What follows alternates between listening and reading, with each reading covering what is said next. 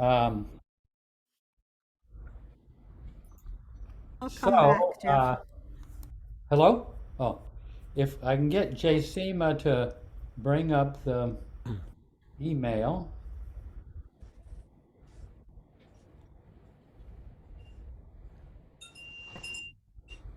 Oh, let's see. I'm going to put somebody on the spot here. We need an Indian accent. Can I read it, Jeff? Sonoba, what's that? Can I read it? Okay, go ahead. Thank you. Okay, the topic is cheerfulness in stressful times. Baba has said, be cheerful in word and deed, in appearance, most of all in appearance. It helps others. Jesus has said, be of good cheer, for I have overcome the world. Again, great help from a dear friend of mine. Bal Natu, one of the mandali, has fond of reminding those of us over earnest ones that Baba wants us to enjoy. Bal reminded cheerful in spite of being almost continuously in poor health. Don't worry, be happy. Everyone agrees that this is Baba's message. Those words are beautiful and reassuring, but the only thing is, what do we do when faced with challenges that exceed our capacities? The unexpected death of a child or significant other watching helplessly as a loved one suffers drawn out painful illness, the inability to support your family, having others unfairly turn on you, failing to live up your ideals being misunderstood, feeling a nameless anxiety, even just feeling bereft and without energy for no clear reason. Is more there a difference between happiness and joy? Is one deeper in the heart than the other? Is it possible to feel joy no matter what disturbing external, internal situation we face? How do we live and remain detached? Will others mistake you for being callous if they see you being cheerful in the face of adversity? Do you have a good way to express the cheerfulness Baba calls for? How do you balance being honest about what you are going through with wanting to fulfill Baba's request to remain cheerful at all times? Isn't it hypocritical to appear one way when one heart isn't in it? Do you ever feel restful with what you feel Baba is putting you through? Is it okay to fake it? You make it. Does that even work? What's your experience? How do you respond when seeing what you feel is the fondness of someone always wearing a relentless smile? They say that helping someone else will do the trick. Tell us that usually works for you. How hard is it not to give into modernness, which when focusing on disturbing issues. If remembering Baba is your method of dealing with a difficulty crisis, when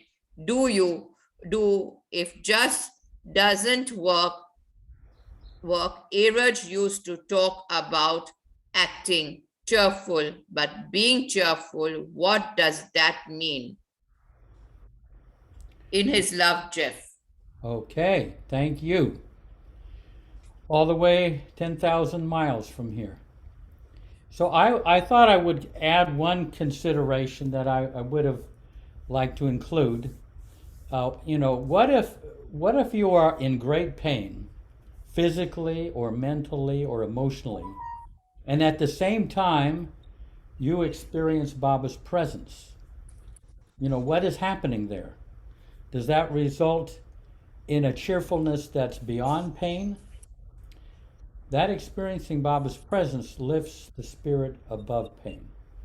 Anyway, I think, I'm thinking of tonight's topic, that the central question is, what is real cheerfulness? What does Baba mean by cheerful, by being happy? So I'm interested in how you find that in yourself, how you experience cheerfulness and what Baba means by it. So, anybody who wants to is welcome to chime in. Anybody ready to venture out?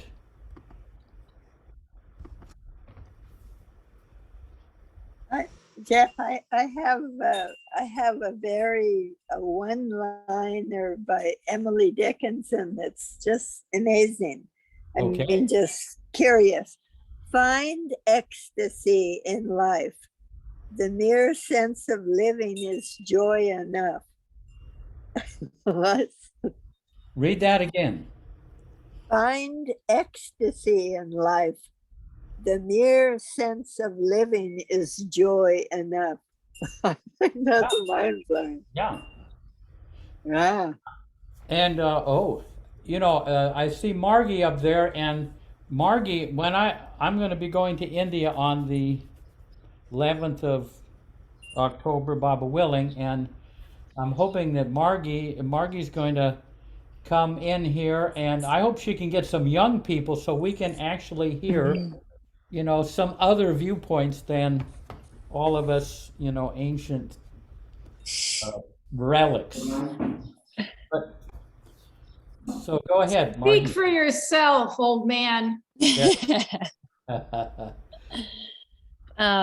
This is a topic that is very close to my heart, because I feel like when I was younger, cheerfulness was always what I resorted to. But as I've gotten older, I don't know, I feel like my answer could be kind of contradictory, maybe, or could create question. But I think where I am with my relationship with Baba, I've sort of deemed naturalness to be more important than cheerfulness, because cheerfulness, if it's natural and genuine to Baba's love, is it's the greatest thing we could ever experience. But I was spending so much time being cheerful that I wasn't actually connecting to Baba, because it was something that I was supposed to do instead of actually feeling. But now what I find is those moments of pain or, of difficulty come and go much more quickly. And you can get back to a place where the naturalness is cheerfulness, because I think sometimes we can get caught in this idea of cheerfulness, of how we're supposed to be, but it's not from a genuine place. And then it's really coming from ego more than anything else. And so it's this difficult thing that I've worked with a lot, because cheerfulness is kind of my, it's like my fallback, like, oh, I'll just be so happy and cheerful and everything will be fine. Meanwhile, it's like I'm avoiding actually connecting to Baba. And so, yeah, I think for me, if cheerfulness comes in naturalness, then that's the closest thing. That's what Baba wants to experience in that moment, because everything that we experience really is Baba. And so if Baba's really sad and needs to express sadness of some sort, I always say, like, this is Baba expressing his sadness. And then it goes. We don't hold on to it. And then we can get back to that place of cheerfulness much more quickly.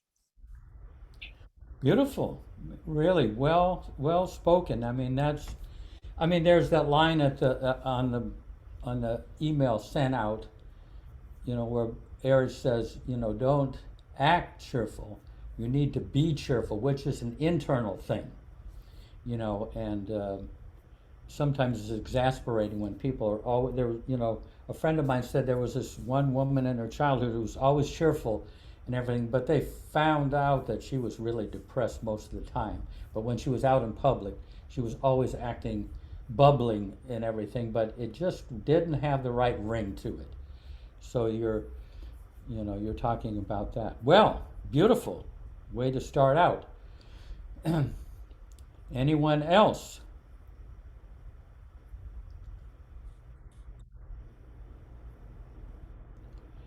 I mean, you guys don't have to be so glum, come out with something here. Aha.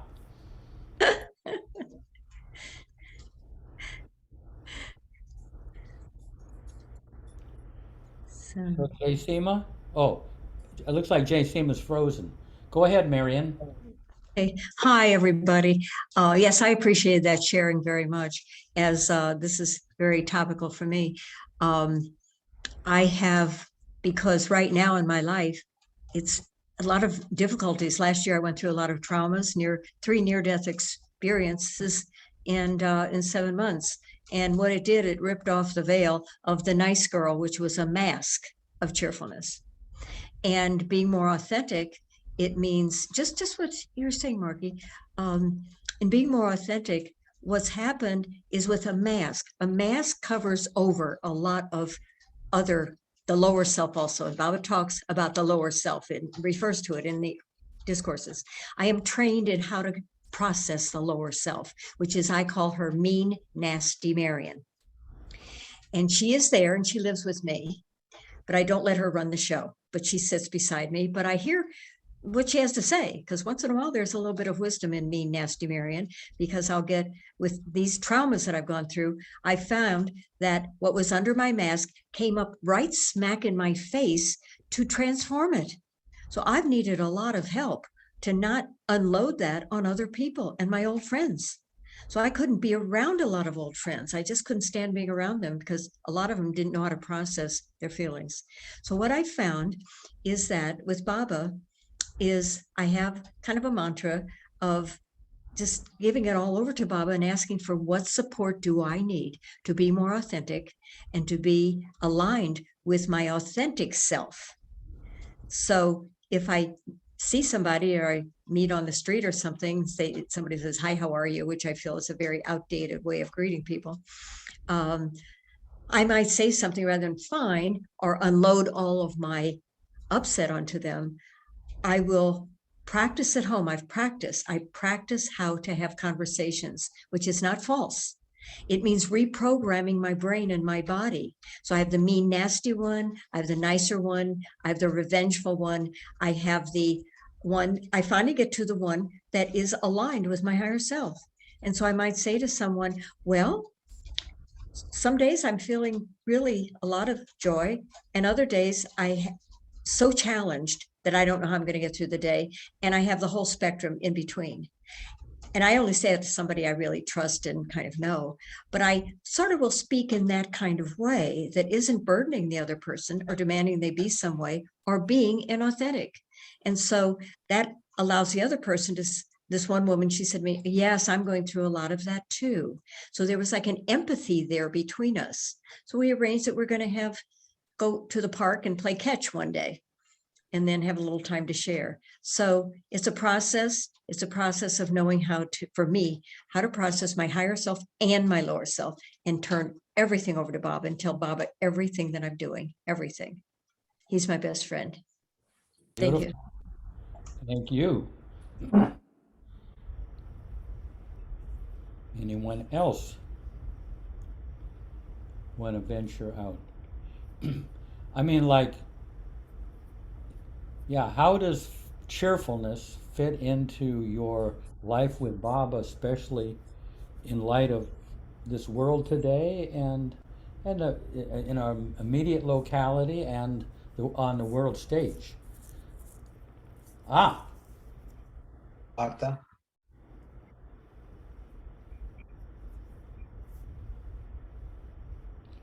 Hi, everyone. Yes, hi, hey. So I have quite a few thoughts about this.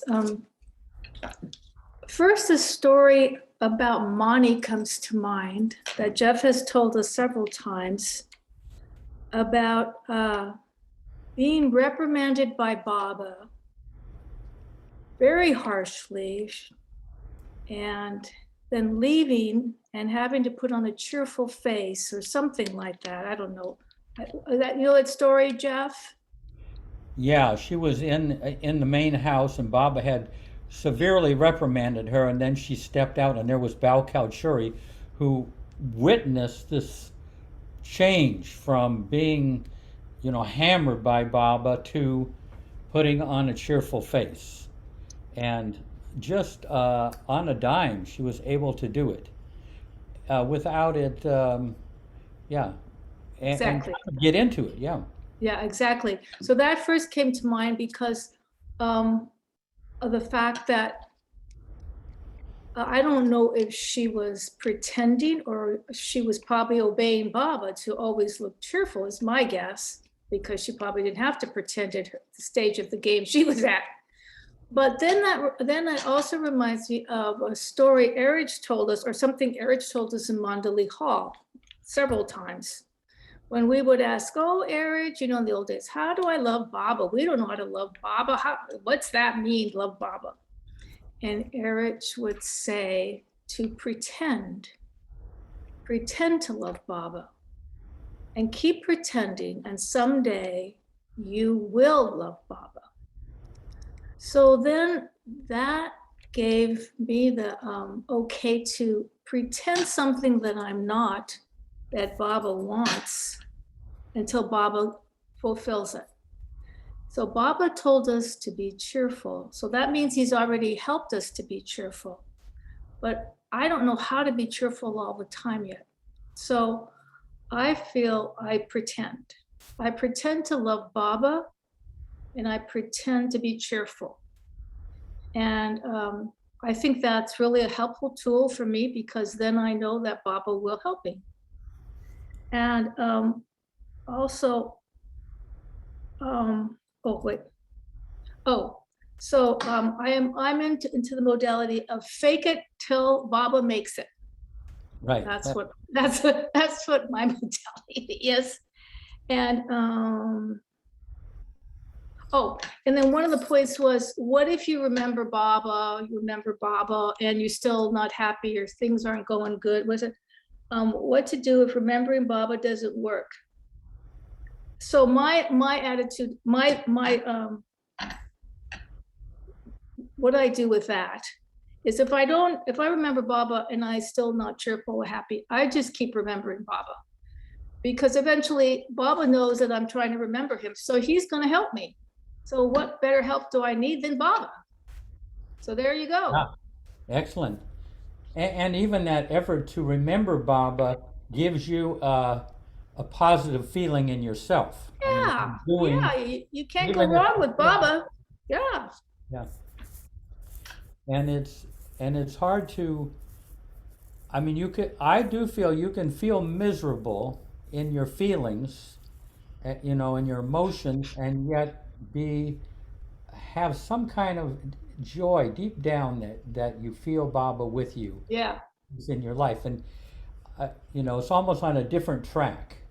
It definitely is a different. The only thing that I think that would be very, very, very, very hard is to be suffering physical pain. Now there's a real test. That's you got your feet to the fire. Baba's got your feet to the fire there when you're suffering physical suffering. That could be really very challenging. And yet so many people who do go through tremendous pain feel that Baba was there, Yeah. with them. Yeah, You know, exactly. I so know. that's way that it gets compensated too. Yeah. Yeah, thank you. I love that motto that you said, Marta. You can't go wrong with Baba. Great tagline. Thank you. You're welcome. Um, Was that Peter? Who said that? Peter, yeah. It was, yes. Okay, That great, Peter. Great, That would Peter. be a great bumper sticker. You can't go wrong with Baba. I like that. That's good. You're right, Or Peter. t-shirts. Yeah, Yes. yeah. We'll tell Angela. Or Yes. fake it till Baba makes it. That's another good one. Thank you. Appreciate it. No, I'm personally going through a rough time, so this is a helpful thing. Just mentally, mental things. I'm a perfectionist. This has been awesome. Thank you guys. Yeah. Arun or Fred? You're on, Fred.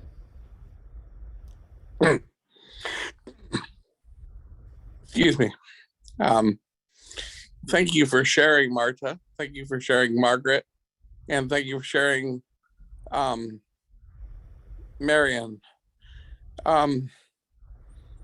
I think not to dwell or to really, not to,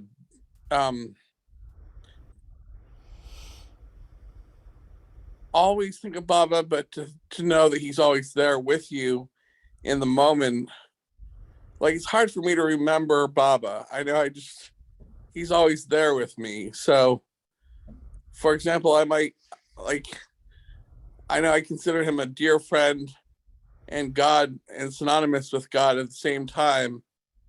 So I kind of feel as though I'm not dwelling in his presence. I'm not really concerning myself with every single move I make, or I know that he's kind of in me at the same time of living always in the same instant or in the same second of every being. And when it comes to trying to convey or to attempt to live with cheer, when we look at life today and the turbulence and the volatility and the chaos and the distraction and the disruption of society itself, it's a very hard thing. It's a very it's not hard thing. It's almost unprecedented. It's almost unparalleled to feel like you can live with cheer. I don't live with cheer. I kind of live with, I'm not an optimist nor a pessimist, but that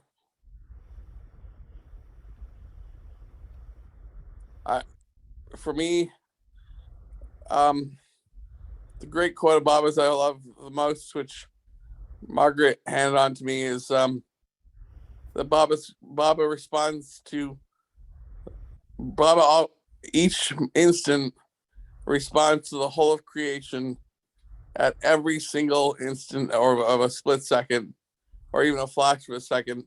Even before seconds happen, Bob is always responding to the whole of creation. So I think we're blessed to have Baba with us.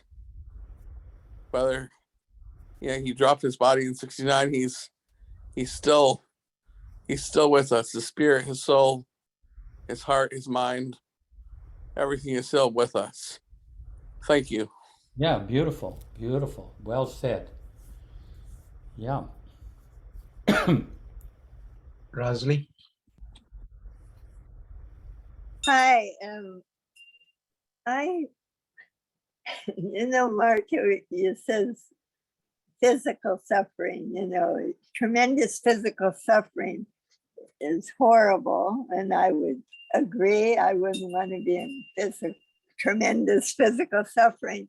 But on the other hand, I would venture to guess that more people take their lives because of mental suffering and emotional suffering. And I had the good fortune or the sanskaric roadmap of a lot of depression. And there was a Baba lover that was my same age, and she did take her life. And you know, it was like, God, it's just like, there go I, except for the grace of God. It's just like, wow, because I remember finding out about Bob and being really on a blissful honeymoon. And I thought, I'll never be depressed again. Wham, I got it really deep then. And I thought, oh my Lord. And so I would say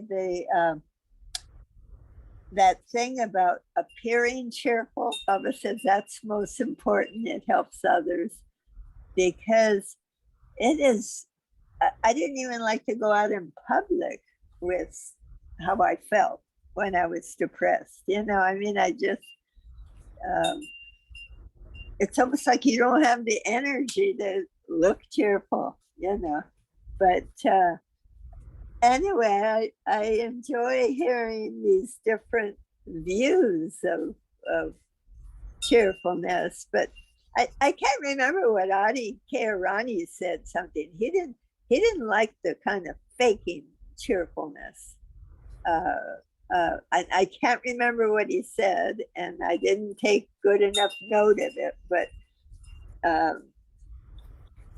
he wasn't into the faking it. Now, Baba was, obviously. He says that's most important, to appear cheerful. Yeah. I'd like people to address that a little more, you know? I mean, what's authentic, you know? Is looking horrible and sad, is that more authentic than faking cheerful? You know, I mean, what's authentic, you know? Yeah, no, okay, because you can come into a room where someone is in a really sour mood. Boy, it just brings the whole place down. If you put a smile on it and faked it a little bit, the room might not be quite as heavy. You know? Yeah. And I would say, you know, remembering Darwin was kind of, he kind of looked like he was smiling all the time. That's my recall of Darwin. You know, he might have been sad, but no, he was wearing a smile. That's, I think maybe the Sahaj Dian got to him where he was really Good, excellent. It was a good example. Wow. Peter Solomos. All right, hey everybody, beautiful people. This is not a subject matter that I have expertise in. It's more the opposite of that. However, there is a story of Erich explaining how to feel fine despite having massive physical suffering. Would it be all right if I share it with the group? Yeah, do so. All right, and there's also another story too, but this is called From the Real Treasure, Invite His Grace. Erich was in very poor health during his final days. It took a tremendous effort of willpower for him to walk even short distances. If you can't hear me, I'll just turn off video. You're good. All right.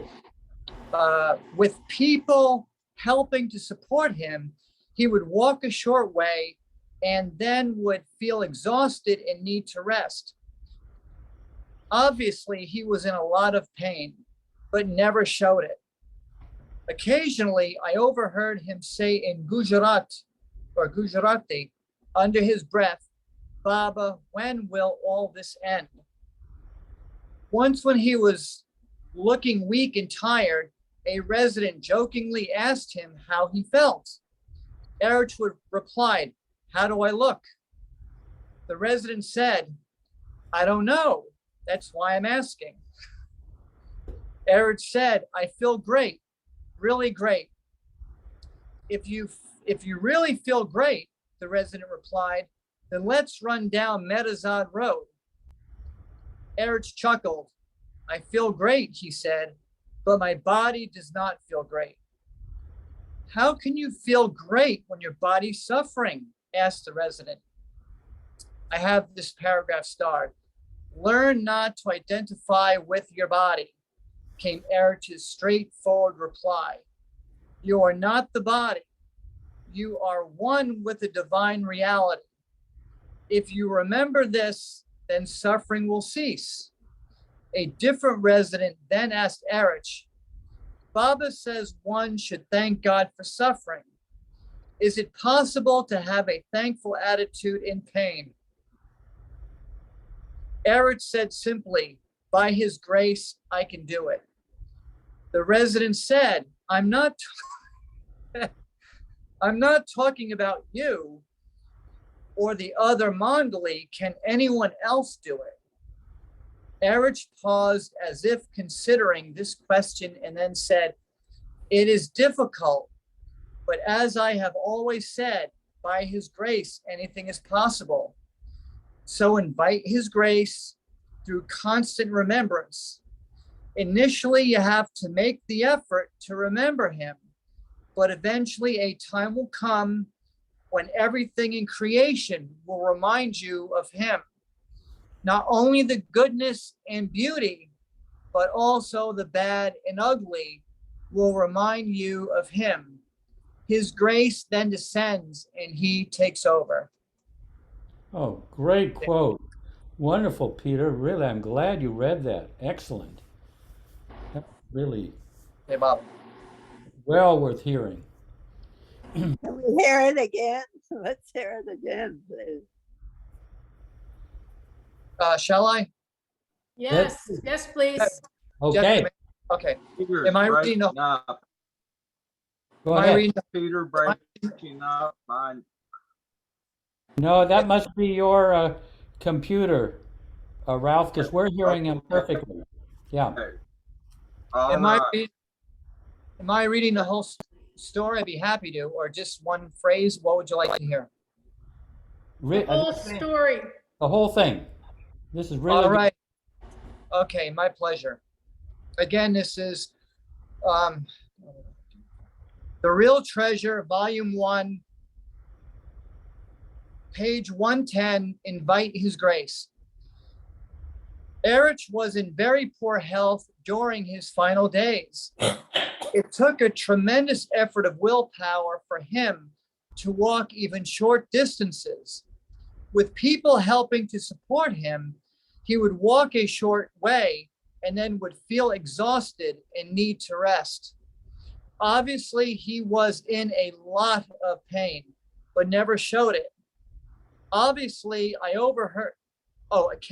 I overheard him say in Gujarati, under his breath, Baba, when will all this end? Once, when he was looking weak and tired, a resident jokingly asked him how he felt. Erich replied, how do I look? The resident said, I don't know. That's why I'm asking. Erich said, I feel great. Really great. If you feel real great, the resident replied, then let's run down Medazad Road. Erich chuckled. I feel great, he said, but my body does not feel great. How can you feel great when your body is suffering? Asked the resident. Again, starred paragraph. Learn not to identify with your body, came Erich's straightforward reply. You are not the body. You are one with the divine reality. If you remember this, then suffering will cease. And they get choked up. A different resident then asked Erich, Baba says one should thank God for suffering. Is it possible to have a thankful attitude in pain? Erich said simply, by his grace, I can do it. The resident said, I'm not asking about you or the other mandali. Can anyone else do it? Erich paused as if considering this question. Erich paused as if considering this question and then said, it is difficult, that, as I have always said, by his grace, anything is possible. So invite his grace through constant remembrance. Initially, you have to make the effort to remember him, but eventually a time will come when everything in creation will remind you of him. Not only the goodness and beauty, but also the bad and ugly will remind you of him. His grace then descends and he takes over. Wow. What? Oh, that's just so profound. There, Erich kind of asked one of the major questions in this email: how to live in this world of stress and pain and suffering and still feel that joy. Okay. Wait one second. You know, Margie, you had your hand raised. Let's, first, she was, or have you, I took it down. Don't worry about it. really? Okay. Well, always feel free to chime in. Okay, I will. Yeah. I wanted to share something that happened to me in India with money that was very helpful to me. It was my second pilgrimage. And it seemed like every succeeding day I felt worse and worse on this pilgrimage. It was incredible. It was just, and I was in this same beautiful place, and I just was experiencing this horrible self-loathing. And I remember being on the porch with Mara, and Kitty Davy was there, and everyone was invited into tea except yours truly.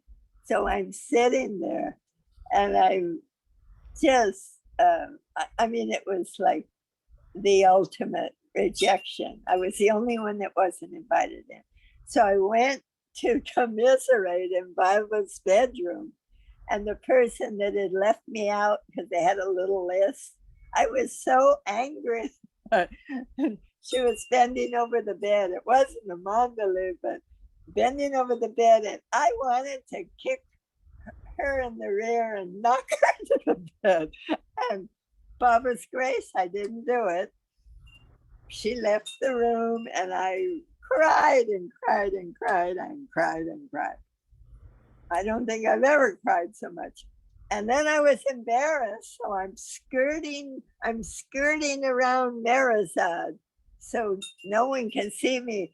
And I get on the funky bus. You had to enter from the back door, and then there was a cage, so you were kind of trapped on the bus. So I'm sitting on the bus early. Who sits on the bus early? And I have those cremation scarves over my head, not like Purda, but over my head. I'm hiding, you know.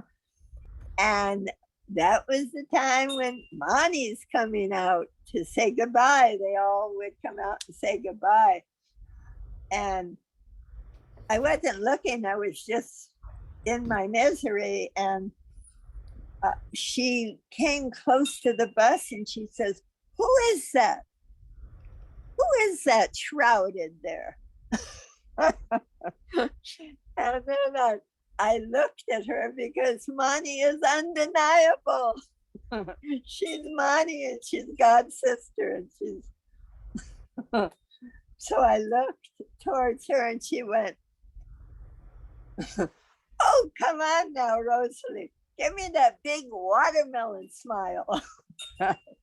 And, you know, her beautiful face at its best, pushing her cheeks up. And I went melted. I melted, crying.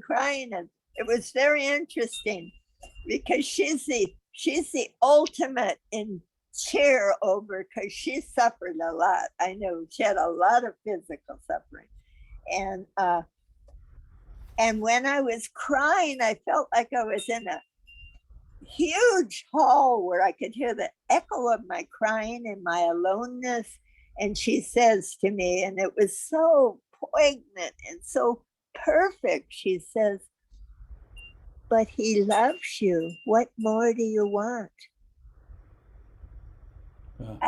I remember that, you know, that was such a gift. I mean, then I think, what more do I want?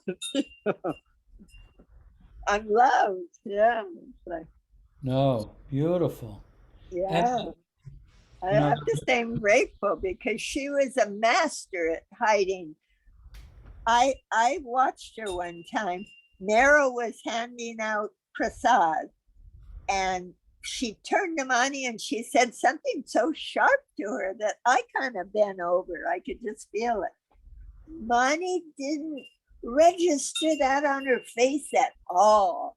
She was just this beaming. And I tell you that whatever the remark was, it was probably in Gujarati. I didn't know, but it was challenging. Yeah. So, you know, it's like getting a lesson from a master at being cheerful. Yeah, one of the lines in one of the things that Baba said in the New Life is you have to become lords and masters of your face. Lord and master of your face. Imagine. Hey, that reminds me of a story that, I mean, really a turning point in my relationship to moods. And this was back in the early 70s. I was kind of a young kid, and I over the years I found just casual remarks from the mandali could be like life changing because they were coming from the source, you know, just casual remarks. But anyway, and back in the early 70s, there was this woman and myself who were saying goodbye to Mara at the end of the day at Marizan. And this woman was going back, she'd come to the end of her pilgrimage and she was going back to the west. And Mara was, and I was just there saying goodbye for the day and I was going back to Marabad. And this Mara was saying, you know, take Baba with you, know that he loves you, you know, live him, remember him, take his name, all of that. And then she said, sometimes we feel very empty and depressed, but we know that Baba wants us to be cheerful, so we make efforts to be cheerful.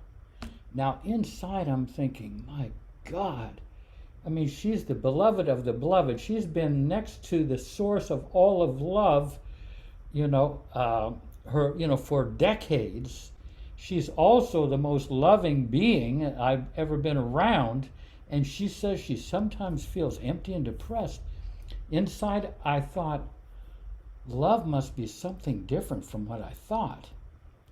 You know, up to that point, I always felt like, you know, I would feel Baba, you know, and feel him, that joy in my heart and everything. And then a couple hours later, I would lose it. And I'm thinking, oh, what did I do wrong? I lost it and everything. And I'd be trying to get back to that love again, and I'd get it, but then I'd lose it.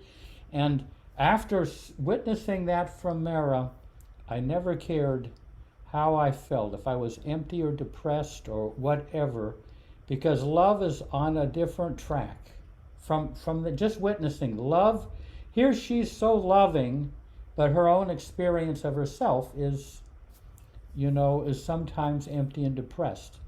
And I kind of see it like, it's like our moods and our feelings are like the seasons, you know. In springtime, you know, we have this great spontaneity and warmth and outbursts and everything, but then the moods go into summer and everything, the sun is bearing down and things dry up and lack of water and everything like that. But then we move into fall and you get this cool weather again, everything is enlivened, and then you hit you know, winter and everything dies back and is desolate. You can't keep the moods how you feel all the time in springtime. This is kind of what I gathered. All our moods and everything have to go through the seasons. And I know a lot of spiritual groups, they try to keep you in springtime, but it's just not going to work.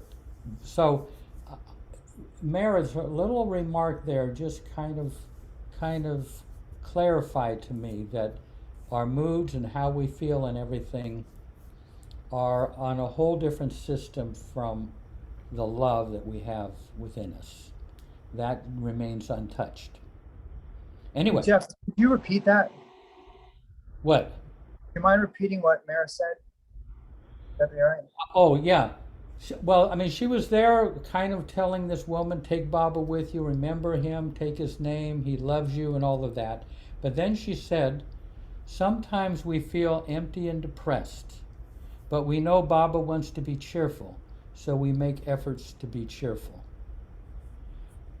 And just a little casual remark like that, and it saved me from feeling, identifying so strongly with moods.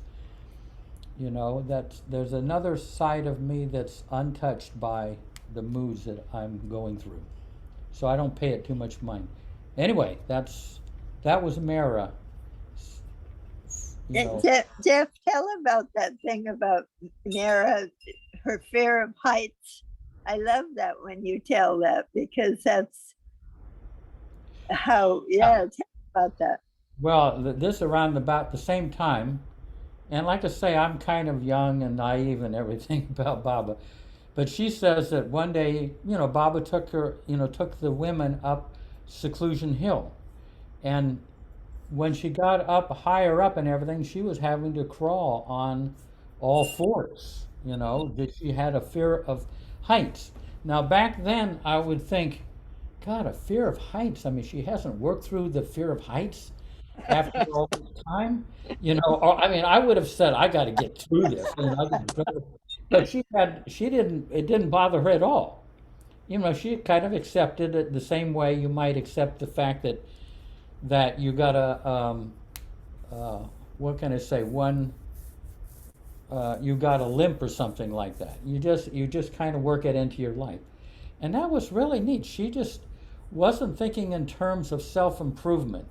She kind of accepted that in herself and didn't give it another thought.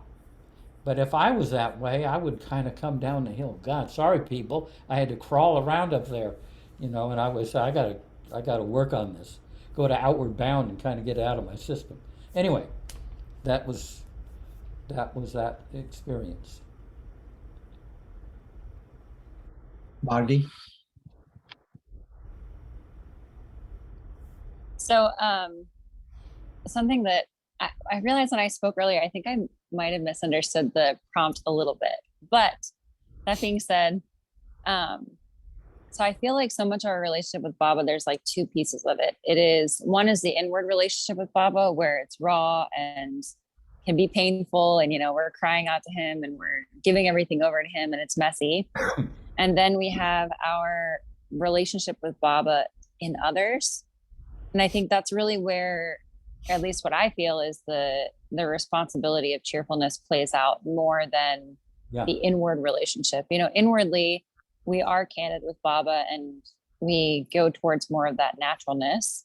But I think the responsibility is when we meet Baba in others, that's when we have to show Baba our cheerfulness. And then, so a lot of times I think it's easier to stay in that cheerfulness, but Baba wants both. He wants all of us. And so we either get stuck in one or the other. And so what we can do is we can keep that, the heaviness between the Baba inside of us, and then, sort of play this part that Baba is asking of us in the world, because he shows up for us inwardly. And so we have to show up for him outwardly. And it's really like a gift that he gives to us as a way of showing up for him through our cheerfulness as the Baba in others. Beautiful. Excellent. I mean, that's a very valuable way to see it, I would say. I mean, because you can be like in a really bad mood, but someone comes along and it's pretty, somehow your response to that person just overrides your mood for the time being. you Yeah. know, because of the love that for that person that comes through and kind of suspends that mood for the time being. Especially if we remember that it really is Baba that we're meeting.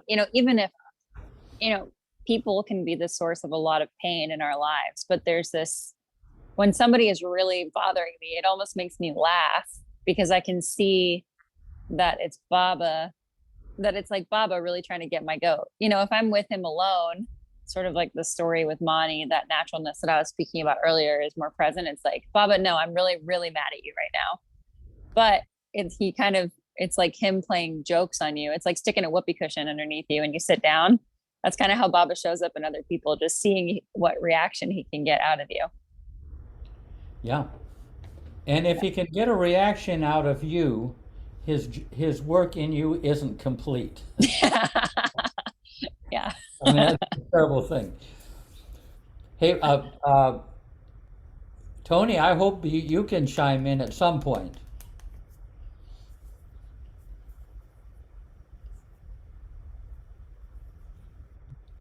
Tony. Well, yeah, I'll start with Fred Okay. first. Yeah. Fred.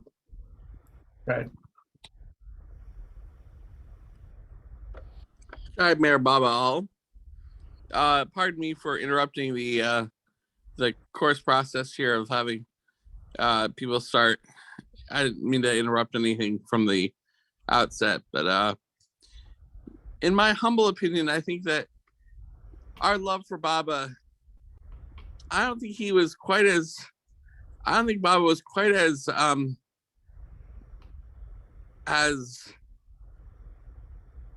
definitive in his outlook for us in terms of our extolling his praises or his blessings. I think he didn't really want us to be too overly what's the word for it, like when you rally around a leader, that he didn't want us to be like too like what you find in the cults, like the or not secret societies, but like cults where they kind of do these chants and these vibes and these waves and stuff like that. I think Baba didn't want that. He wanted really he wanted just a small group of really honest, sincere people just to have a natural communion or fellowship of just being able to, talk about or be part of life and the art of life, the art of love, the art of society, the goodness of the world, the goodness of things. So I think the best thing for which has worked for me is I can't pray like Christians pray. I can't meditate like Buddhists meditate. What comes naturally to me is I might have Baba's picture on the wall and I might just start, randomly and spontaneously coming up with these little my own discourses. That's fantastic. So to be natural for our love for him, the art of life, the art of love, to be happy to be alone, even though like I'm not happy alone, but I'll admit that. But I think that when you can come to be comfortable in your own skin and really appreciate the art of life through activities like reading or watching a ball game, or I don't know, just the various things, the simple joys of life. With Baba, it's that's just my opinion, but I welcome others too. Yeah, no, excellent. I think most of us agree with you. And Baba said he didn't want to be worshipped. I think that it's the human relationship was so deeply appealing to him. Yeah. Tony. Okay. I've been enjoying the shares, and I've been taking notes of things that would come to mind because it seems like a subject that's it's like people who want to write up a theory of humor, you know, and if you don't get the humor, then the idea of a theory about humor is just insane, you know. And so, like, to talk about being happy and how to be happy is, it seems to me similar to that. But and it makes me laugh and smile, so I'm feeling very happy about it. But I'll just look through some of the notes. One which I came across in India one year, and it turns out it's in the discourse on the conditions of happiness. Is true happiness begins to come when a man learns the art of right adjustment to other persons. And right adjustment involves self-forgetfulness and love. And so that came to mind when I was thinking, you know, yeah, you can be happy and cheerful, but if someone is suffering, you know, Baba says, if we suffer in the sufferings of others, if we feel happy in the happiness of others. So there's an element of poise or contentment connected with happiness. Tony, can you read that again, please? That You first bet. part? Yeah, thank you. You bet. True happiness begins to come when a man learns the art of right adjustment to other persons. And right adjustment involves self-forgetfulness and love. The one that's most uppermost with me, and I say prayers with my younger daughter, my autistic daughter, every night, and some are Baba's prayers and some are about our lives and stuff. But I always end with something that Mara said that made such an impression on me. She was talking about how much Baba loves us, and she was saying how much Baba gave up for his love for us. Baba loved to speak, he loved to talk, and he gave that. He loved to sing, and he had such a beautiful voice, but for his love for us, he gave up all that stuff. And I mean, even he loved to walk. He was a fast walker, and he allowed these accidents which made it impossible to do that. And she said, the one thing that you can do to make Baba happy, to really please Baba, with all this love that he's given us, the one thing that you can do to please him is to be happy in his love. That's the one thing that you can do, to be happy in his love. And so that's part of our prayers every single night, to ask for that, to the grace of doing it, to decide that we may decide to be happy in his love. So that's a big one here. Authenticity is something I think is really important. There's no formula for any of this. Erich, what also came to mind, Erich saying that Baba wants you to be most natural. So it's not in conflict with being happy, but it's also being natural with what comes up in you, what your feelings, and in that, I'm really conscious that it's important to know your feelings because they express what your needs are at that moment, and that attaches you to your real self. Let's see. And Baba's saying, don't worry, be happy. It requires asking, declaring it, but it's saying, by your will, I will renounce worry. Let go of worry. Let go of fear, whatever gets in the way of pleasing you by being happy in your love. Happiness involves contentment. Says humor about life. Oh, yeah. So then there's the thing where Baba says that people take, and this I heard first from Harry Kenmore, people take life seriously and God lightly. And what Baba wants is for you to take God seriously and life lightly. And to me, that translates to taking your mind lightly, taking all the stuff that your mind comes up with lightly. Let me see this. I think that's the last thing. I wrote them down because they're all obvious things. They're like, it's all part of this whole flow of, but the biggest, the two things for years that true happiness begins when a man learns the art of right adjustment to the person. That quote, and what Mara said, that is like, yeah, we can actually make Baba happy. We can actually please Baba and make happy by simply being happy in his love. And that goes far. I'm finding that goes very far, that awareness. Right, Jay Baba. Thank you. You know, I'm before Peter comes on here, a couple of things. One is, you know, what that piece that Peter Solomasi read, where Erich says, you know, when I think of my divine connection to Baba, you know, I'm great. You know, even though my body is in great pain.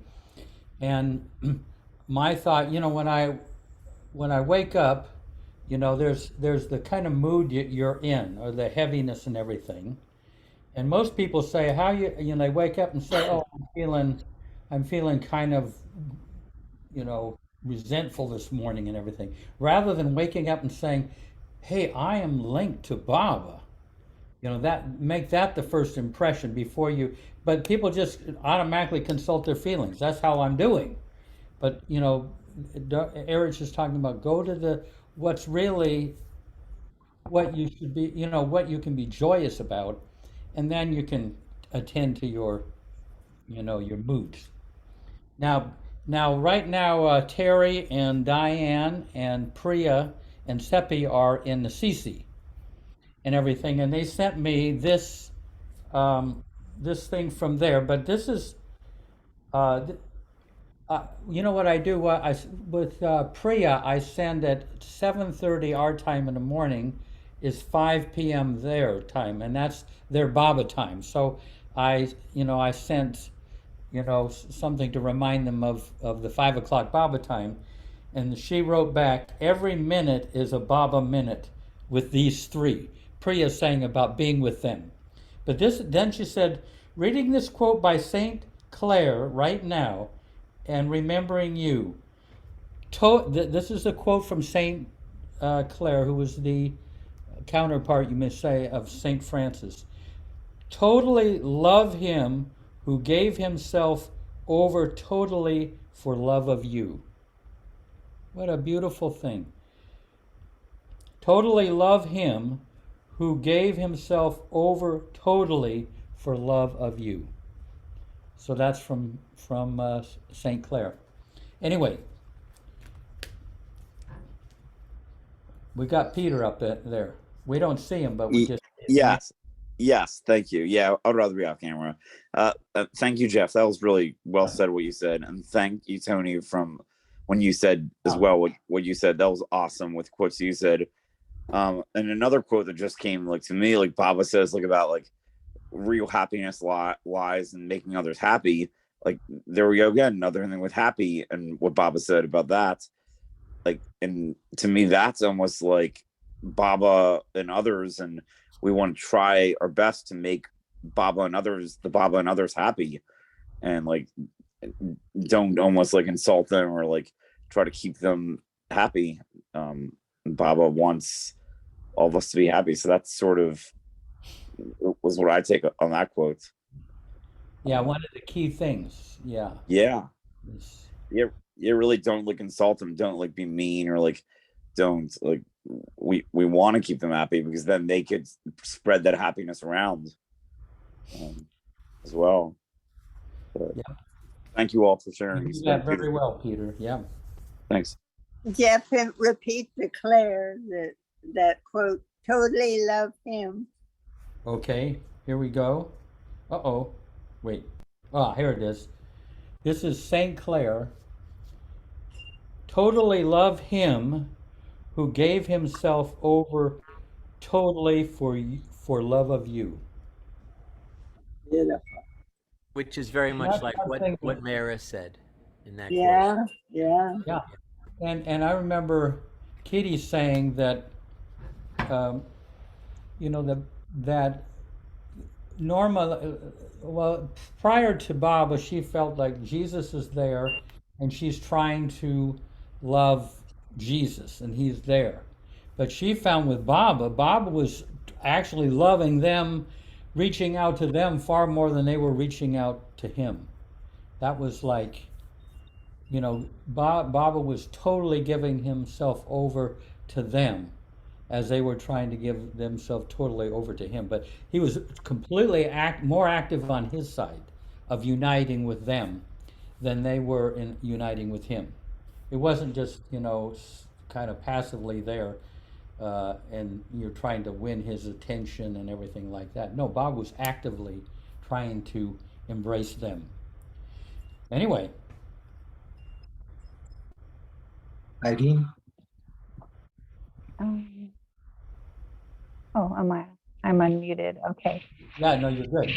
Okay. I really don't know what I'm going to say. My head's kind of spinning because this topic is so rich, and I just appreciate everyone's sharing. And so let's see. I think that, well, one thing I've noticed that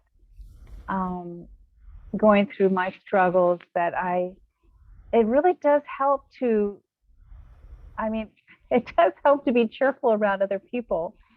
And sometimes I feel like I'm faking it, but then I just feel like so happy, like when I'm talking to people and I do feel happy and I'm focused on them more, and it just does help me feel, it helps me feel happy. So that's a big thing for me. And what else did I want to say?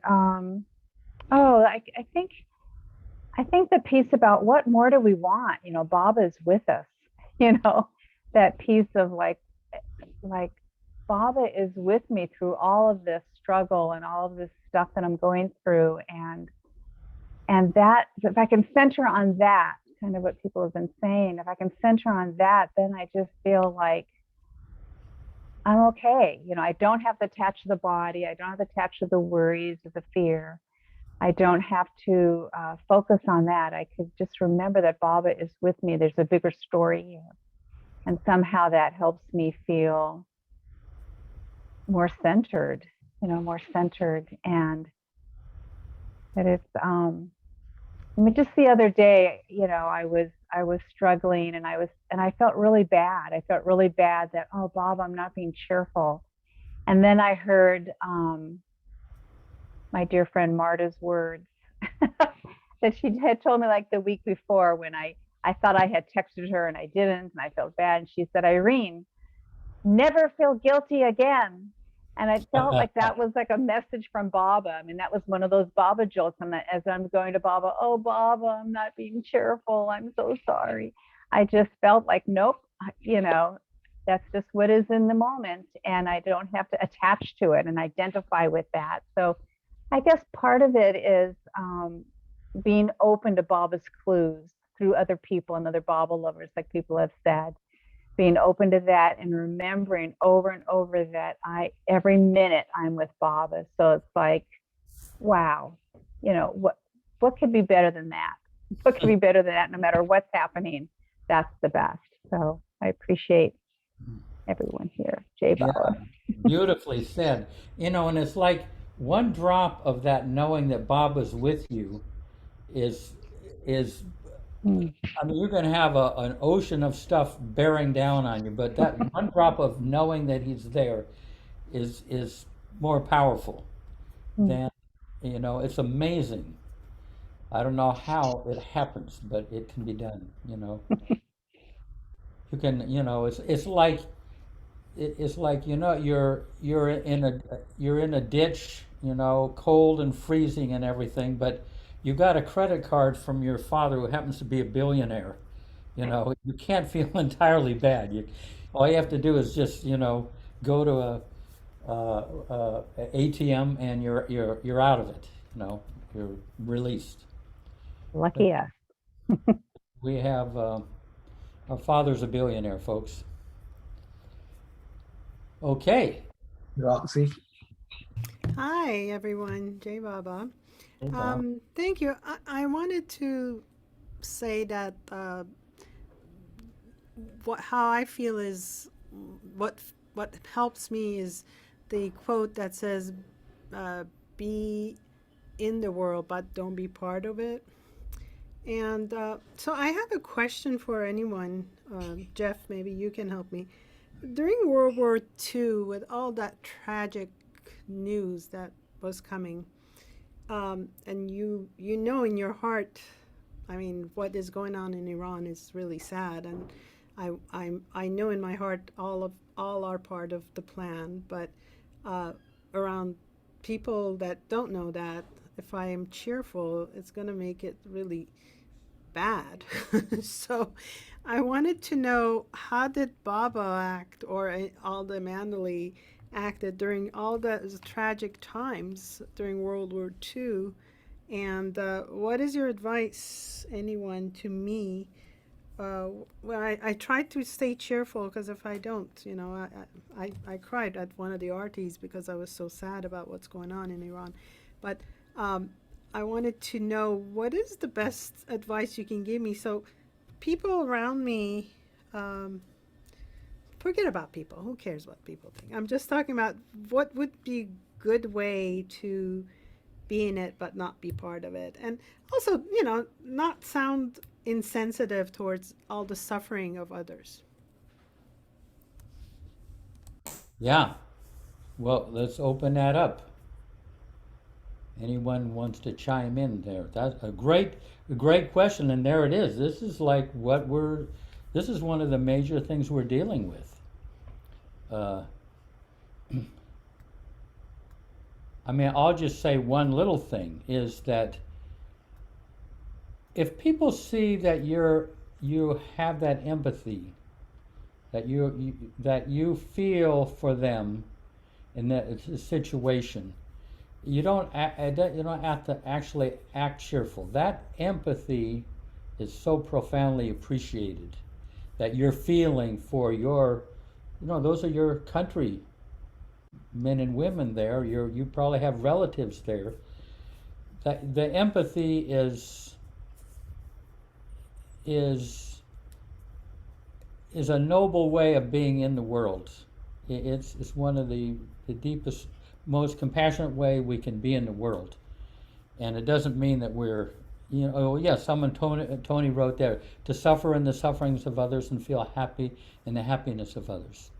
And that is, and when you're empathetic, you don't have to ask how to be. Empathy knows, it knows how to express things in a proper way. Anyway, I'm just chiming in with that. Thank you. I just want to add something. Like today, I was going to lunch with a group of women from Iran, and I didn't want to wear flowery dress because I didn't want them to think I'm being insensitive. And I get there, and everybody's in their flowery dress, and so I'm trying to figure out, how do you do this? I don't know. This was really interesting. You know, here was a thing too that I don't remember, the exact wording, but Delia de Leon was a real classic worrywart. And then on top of that, Germany, in London, Germany was bombarding London. And I mean, horrendous things happening. And Baba sent her a cable, and this may not be the exact wording, but he said, remain calm. If you remain calm, I can work through you. So there's a lot about remaining calm. It just means that when you're calm, then that love can flow through you without running into all the obstacles. But I mean, imagine sending that to a worrywart. You know, remain calm, Delia. I mean, this is like, if anything was going to justify worrying, she's right in the thick of it. You know, but there's a deep truth in remaining calm, because then the love that's behind you can flow through without being obstructed, you might say. Absolutely, yes. Aha. And, you know, there was a funny incident with Adele. There was a Baba lover that was an actor, George Gerdes, and he'd play villains. He'd get these parts and he'd play villains. And Adele went up to him and she says, you should stop playing villains. Stop that. Yeah. She doesn't know that in Hollywood, you're lucky to get a part at all, you know, but it was funny. It was funny. Yeah, But he's a Baba lover. Yeah, a Baba lover and Great villain. He could play. Yeah, he was. He was. I mean, I don't know where he got it. Hey, let's go on to Marta here. He was. Yeah. I mean, Iron Will. I don't remember him from any of. He was in Iron Will, this Disney, and he was quite villainous. So Marta, Yeah, so I have a quote I wanted to read about the previous subject, but I wanted to respond to Roxy. yeah, Roxy, you live in the States, right? Yes, California. I've Yeah. been raised here actually. Yeah, you're totally Western and you're dealing with two worlds. So you're in a challenging position, first of all. I want to acknowledge that. And another thing I just picked up that came that you just be who you are, Roxy. You are love, you are Baba, you are presence. Hold the space, but don't feel you have to do anything. Just open your heart, say Baba's name, and be present, Roxy, because you love these women, you love all this, and people are suffering, you feel that, but you don't have to be any way except what you are in the moment. And I would invite you, if you feel that fear of not doing something right, just sit for a minute, take Baba's name and open your heart and see what happens. You know, give it to Baba and you will not go wrong because you are love, Roxy, and these women, you love them, you love your nation, and you're coming from pure love. So get out of your way, get your ego out of your way and just be present with your heart and open it up because that's what you are. So don't worry. That's beautiful. Don't worry, really. I didn't say that, but it just came through so strong. Oh, So I just wanted to say that to you. take that flowery dress out of the closet. Yeah. Yeah, there you go. Yeah. And also, I found this quote about, Baba loves us. What more do we want? And there's this beautiful quote from this book, You and I, by Rick Chapman. It says, Baba says, I can promise you definitely that you will always be near me until you become one with me. What more do you want? What is there to want? Baba says, I can promise you definitely that you will always be near me until you become one with me. What more do you want? What is there to want? Beautiful. Isn't that great? Yeah. So I'm going to let people know we're coming down kind of toward it's getting late for people on the East Coast here, but Tony, it's so funny. Tony's funny. so who's, I think Fred is next. Yeah, Fred.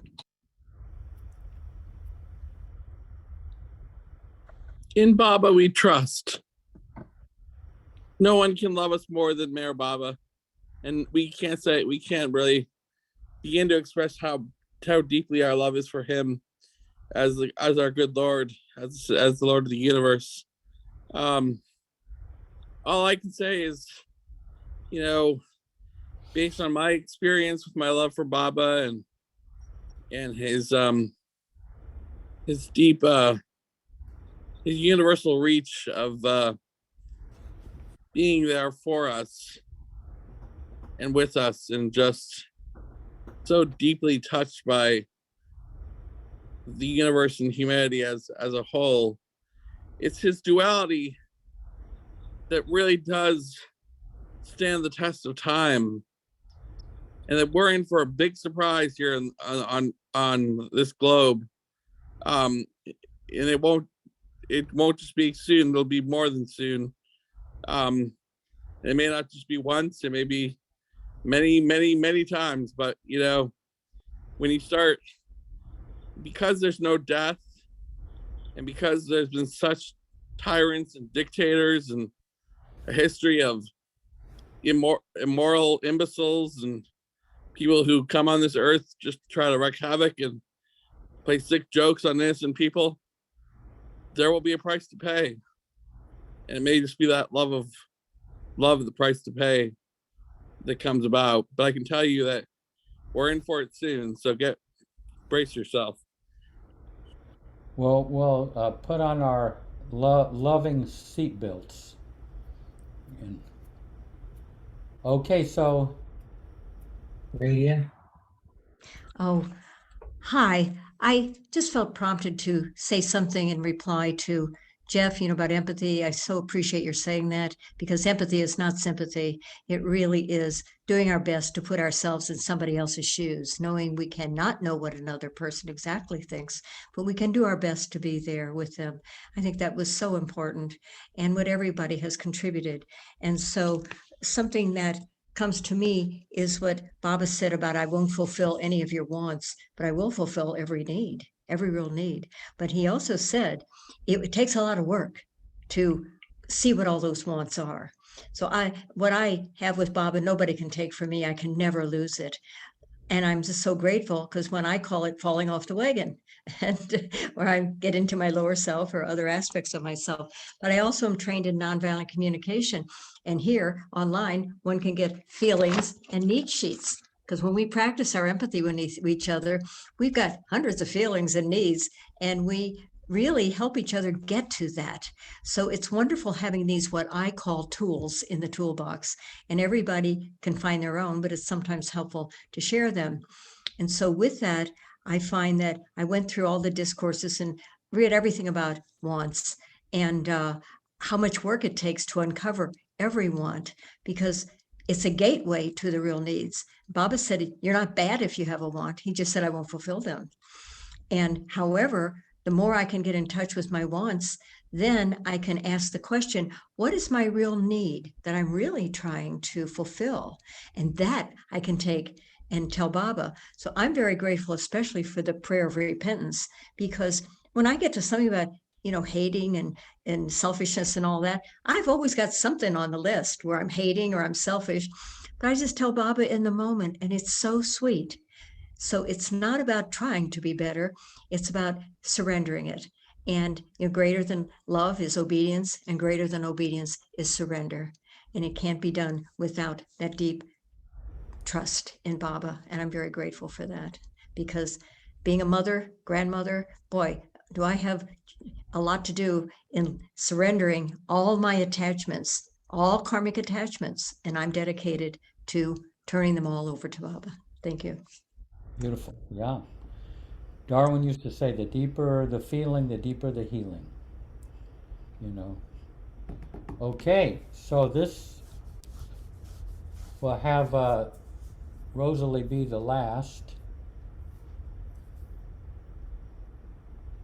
Oh, we can't hear you. I know, I just unplugged. That's why I totally love Baba's mystical language that he spoke, during the Blue Bus tours. And this whole pandemic, I just love just remembering it. It says, see me live in you. Not even that with you. See me live in you in small ways of life. Because when we're taking care of ourselves, we're taking care of Baba. I mean, there's no difference, or taking care of someone else, See me live in you in small ways of life. The everyday ritual of selfless harmony. The unsatisfied element in you is God, who needs you to be like him. I just love it. It must be, it must have some secret baboon in it. Hey, Jai so, Baba. yeah, thank you. Jay Seema, can you play that song? The third verse on this song, this is the song O Moon by Bal Shuri. But the third verse is kind of his approach to this.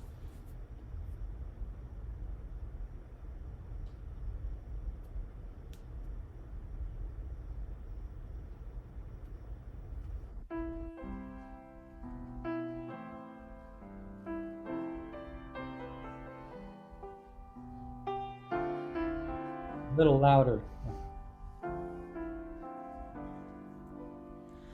O moon, O moon, O moon, you are and will be. May you shine in me. Everything is in your hands. You hold all the world's keys, and everything and everyone you can always see.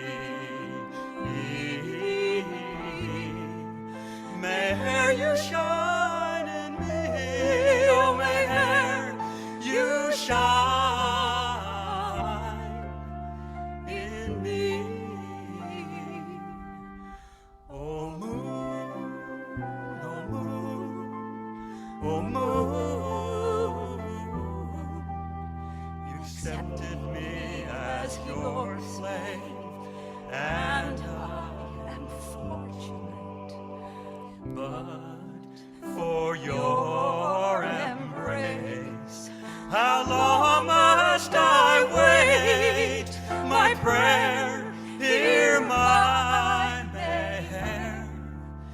Dear, come and be with me. May you shine in me, oh may you shine in me.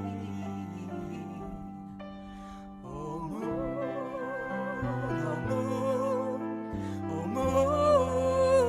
moon, my heart is broken and I can't bear the pain, but worth living is this life, and loss is really gain, and this pain makes me love you more and makes me happy. May you shine in me, oh may you shine in me.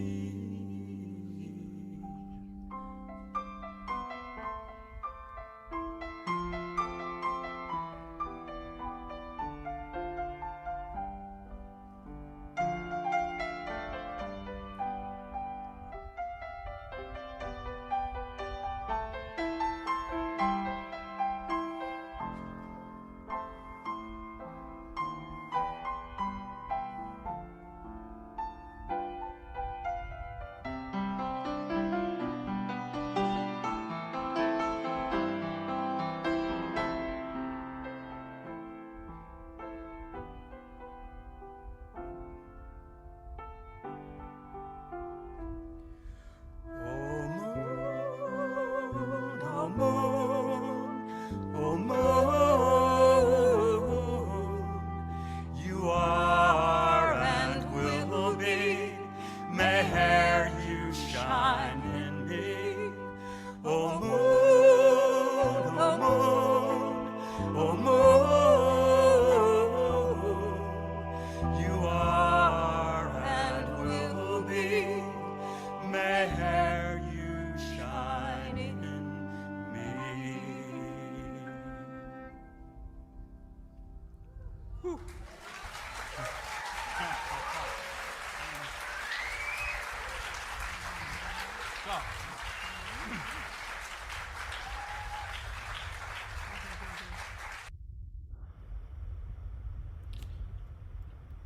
That was up there in Asheville. And she just kind of came up on the stage and we just sang that. Yeah, but that third verse, you know, oh moon, oh moon, oh moon, my heart is broken. My heart is broken and I can't bear the pain.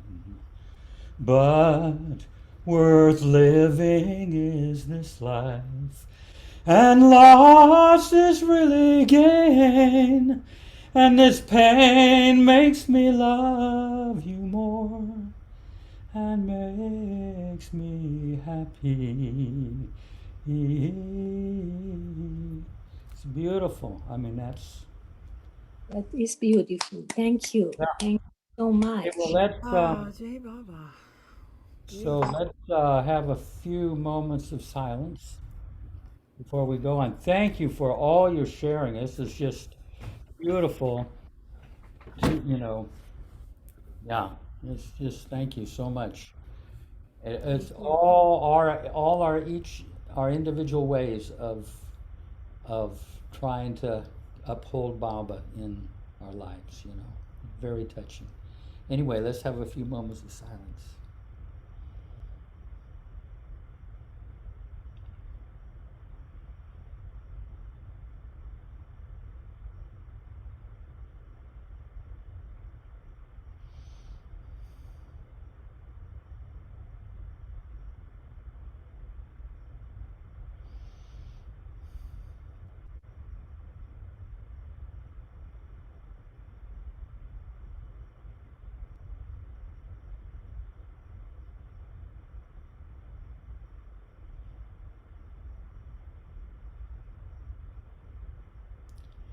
Jai Baba. Jai Baba. Yeah. We have to have Nasreen conclude. Okay. Avatar Meher Baba Ki Jai. Avatar Meher Baba Ki Jai. Avatar Meher Baba Ki Jai. Jai Baba. Jai Jai Baba. Baba. Thank you. Now I can go to bed. Thank you, everyone. Be Peacefully. safe with A the lullaby. hurricane. That Peacefully. voice is a lullaby. Thank you. But Thank you. thank you, Jeff. Thank you, Thank everyone. you, Jeff. Thank you. Thank you, everybody. Beautiful. That was Thank very you, nice. Thank you. everybody. Thanks, Thank Jeff. you. Jai Baba. Beautiful. Jai Baba. Jai Baba. Everybody, Jai Baba, Bye, beautiful. Jai Nasreen. Baba. Oh, Jai Baba. bye, Jai Baba. Beautiful. Jeff, you have a beautiful voice. Oh, thank you. Yeah. Oh, yeah. Amazing voice. Surprising. Sorry, but it's surprising. Jai Baba. I went from the shower to the living room. Oh. Yeah. And Marlene Mendez, are you there?